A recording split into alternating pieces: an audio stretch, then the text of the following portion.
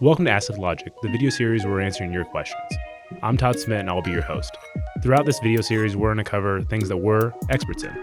So SEO, web design, web development, PPC, social media, photography, and videography. That's why we wanted to start Ask Lift Logic, to help serve out content to people who aren't just our clients. Because the more you guys know, the better decisions you can make.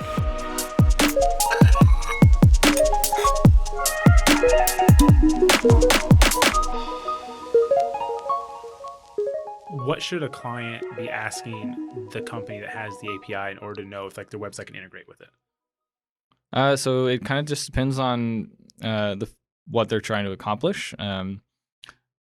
So two-way communication is important. If you're trying to not just get information from that API, but also send information back to update something such as in a CRM or post new orders to a POS, you need to not be able to just grab it. You need to be able to send it back and save it.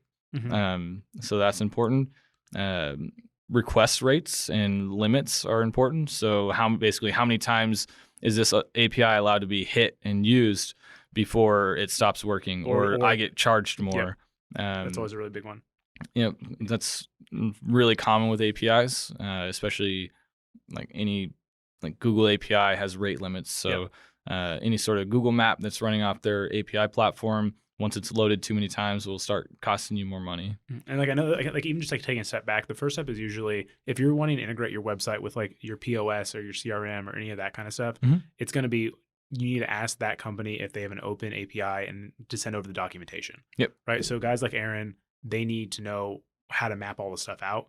And we've worked with multiple clients who have been told that their company has an API or that they're going to have an API and they don't.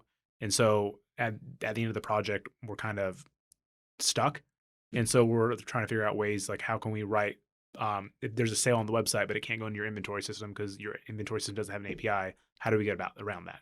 So I cannot recommend, encourage you guys enough that before you start that kind of project, reaching out to that other company and asking for the API documentation. Yeah. You have to know what their capabilities are before you can really move forward in any sort of project, because we can't promise things that aren't possible. Yeah. Oh, but if we could.